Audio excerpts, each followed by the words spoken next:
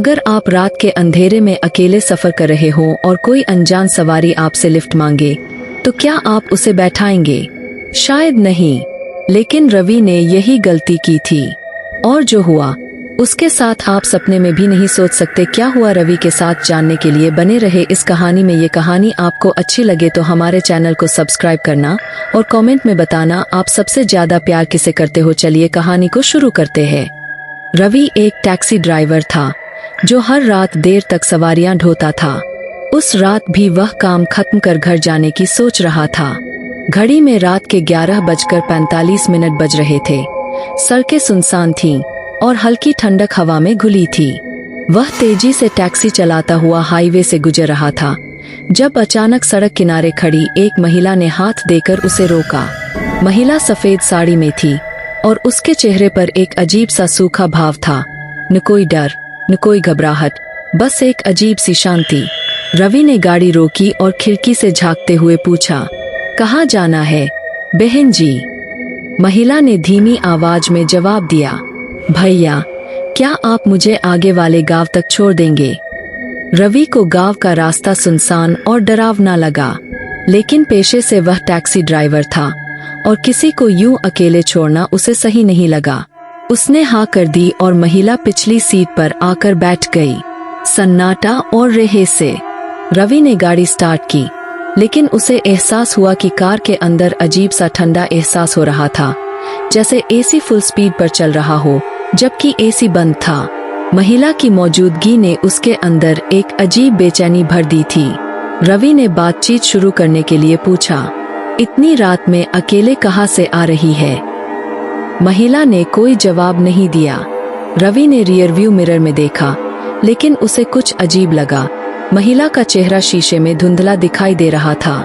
जैसे ही उसने ध्यान से देखने की कोशिश की, उसकी रीढ़ में ठंडी सनसनी दौड़ गई।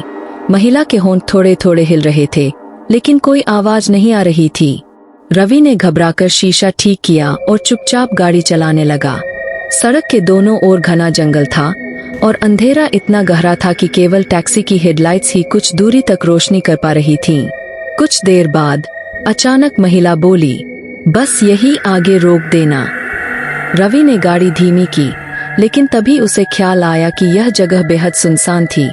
यहाँ कोई घर, कोई लाइट, कुछ भी नहीं था। उसे शक हुआ और उसने पीछे मुड़कर देखा, लेकिन महिला गायब हो चुकी थी। रवि का दिल जोर जोर से धड़कने लगा। उसने घबराकर चारों ओर देखा, लेकिन कार के अंदर सिर्फ भयानक सन्नाटा था। उसने गाड़ी रोककर बाहर झांका, लेकिन वहां कोई नहीं था। रवि ने तेजी से गाड़ी स्टार्ट की और वहां से भागने लगा, लेकिन तभी ठक ठक पीछे की खिड़की पर किसी ने जोर से दस्तक दी। रवि ने डर के मारे रियर व्यू मिरर में देखा। वही महिला खिड़की के बाहर खड़ी थी।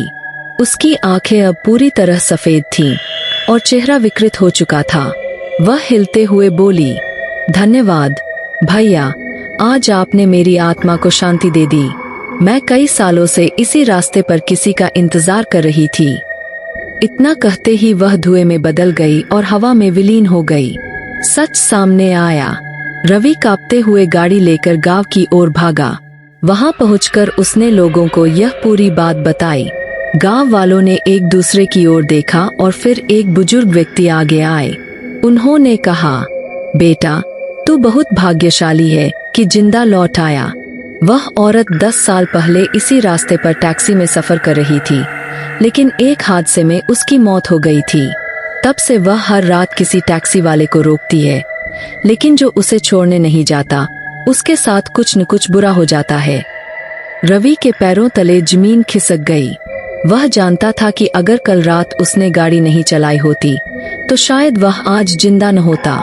क्या होता अगर वह उसे बैठाने से इनकार कर देता? क्या होता अगर वह गांव तक न जाता? क्या आप ऐसी सवारी को अपनी गाड़ी में बैठाना चाहेंगे?